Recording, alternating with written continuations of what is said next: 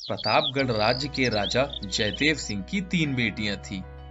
वे अपनी तीनों बेटियों से बहुत प्यार करते थे। उनकी तीनों बेटियों के नाम थे देविका, वेदिका और राधिका। एक दिन राजा अपनी तीनों बेटियों को अपने पास बुलाते हैं और उनसे बारी बारी से एक सवाल पूछते हैं।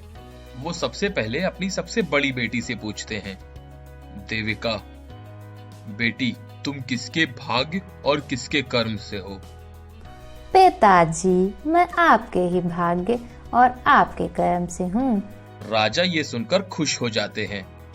फिर वह अपनी दूसरी बेटी वेदिका को बुलाते हैं और दोबारा वही सवाल पूछते हैं, बताओ बेटी, तुम किसके भाग्य और किसके कर्म से हो? पिताजी, मैं आपके ही भाग्य और आपके कर्म से हूँ।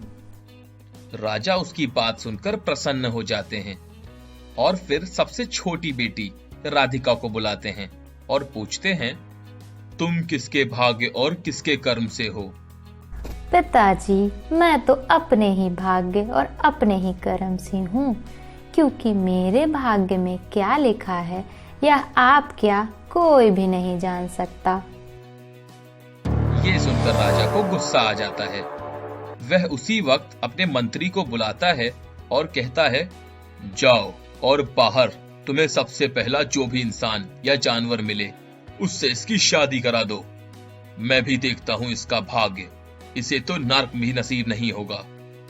राजा मंत्री से बोला, मंत्री, मेरी बाकी दोनों बेटियों की शादी किसी बड़े राज्य के राजकुमार से कराओ। मंत्री बोला, जो हुकुम महाराज, जो आप चाहते हैं वैसा ही होगा। इतना कहकर मंत्री वहां से सैनिकों को लेकर चला जाता है।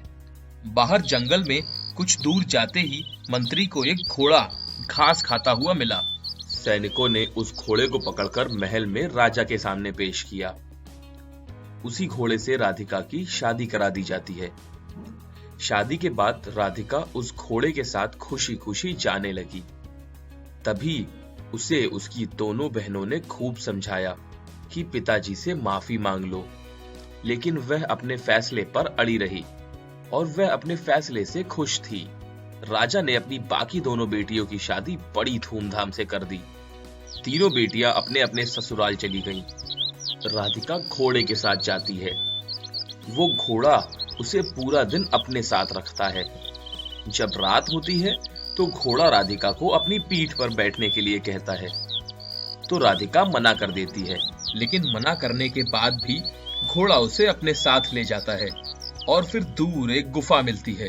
घोड़ा उसे उस गुफा के अंदर ले जाता है और गुफा के दूसरी तरफ का नजारा देखकर राधिका चौंक जाती है। वहां बहुत बड़ा महल है, नौकर नौकरानी चारों तरफ लगे हैं। राधिका को कुछ समझ नहीं आता। घोड़ा एक कमरे में जाता है और फिर सुंदर सा राजकुमार बनकर बाहर आ जाता है। राधिका यह देखकर दंग रह जाती है और उससे पूछती है, ये सब क्या माजरा है? तब राजकुमार कहते हैं, समय आने पर बताऊंगा। अब तो रोज ऐसे ही होता रहा। दिन भर राजकुमार घोड़े के रूप में रहते और राधिका भी उनके साथ घूमती। दिन बिताते और रात होते ही अपने महल में चले जाते। एक रात जब राजकुमार सो गए तो राधिका इस राज का पता लगाने के लिए उठी। कुछ देर ढूंढने के बाद उसे एक कागज मिला जिसमें लिखा था, जिस दिन राजकुमार को बिना बताए उसका घोड़े वाला खाल जला दिया जाएगा, उसी दिन उसे घोड़े के रूप से छुटकारा मिल जाएगा। राधिका ने वैसा ही किया। चुपके से उसका घोड़े वाला खाल जला दिया। अब राजकुमार अपने घोड़े वाले श्राप से मुक्त हो गए, लेकिन अभी भी राधिका के मन में कुछ सवाल थे जो बाद में बताऊंगा कहकर राजकुमार चले गए। अब राजा जयदेव सिंह की बाकी दोनों बेटियों का हाल देख लेते हैं, जिनकी शादी बहुत बड़े राज्य में हुई थी। राजा जयदेव सिंह एक दिन सोचने लगे, बहुत दिन हो गए, बेटियों की कोई खबर नहीं ली। मुझे एक बार देखना चाहिए कि तीनों बेटियां कैसी हैं। खासकर राधिका, जिसको अपने भाग्य पर बहुत ही घमंड था। राजा अपने मंत्री के साथ पहले अपनी बड़ी बेटी देविका के घर जाते हैं।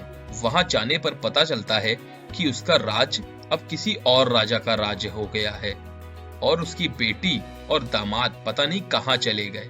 वैसे ही दूसरी बेटी के यहाँ जाने पर भी सुनने को मिला। राजा को चिंता हो गई और ढूंढने लगे। बहुत दूर गांव में सुनसान जगह पर वो देखते हैं कि दोनों बेटी और दामाद एक एक झोपड़ी में अपना गुजारा कर रहे हैं। राजा अपनी दोनों बेटियों की हालत देखकर रो पड़े और बेटी दामाद को अपने साथ महल में ले आए। पूछने पर उन्होंने बताया कि शादी के कुछ दिन बाद ही उन पर आक्रमण हुआ था और उन दोनों के राज्य छिन गए। उसके बाद से हम लोग अपनी जान बचाकर दूर गांव में झोपड़ी में रहने लगे। ये सुनकर राजा को अपनी छोटी बेटी राधिका की चिंता हुई। वो उसको ढूंढने के लिए निकल पड़े। जंगल से आगे कुछ दूर जाने पर उन्हें एक महल मिलता है।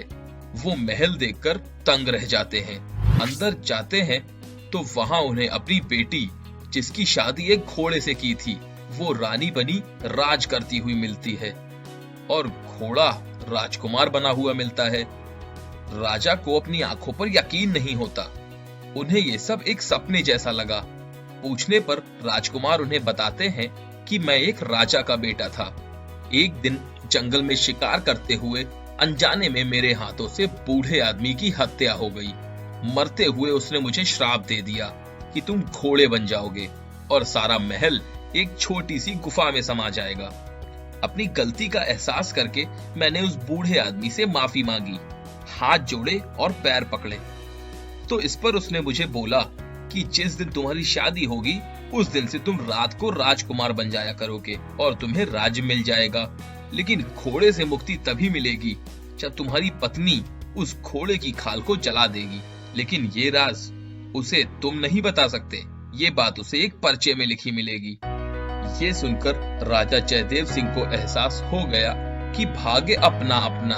वो अपनी बेटी से माफी मांगते हुए बोले, मैं किसी का भाग्य नहीं बदल सकता।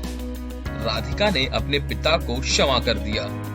राजा खुशी खुशी अपने महल वापस आ गए और अपनी दोनों बेटियों को बताया कि भाग्य अपना अपना।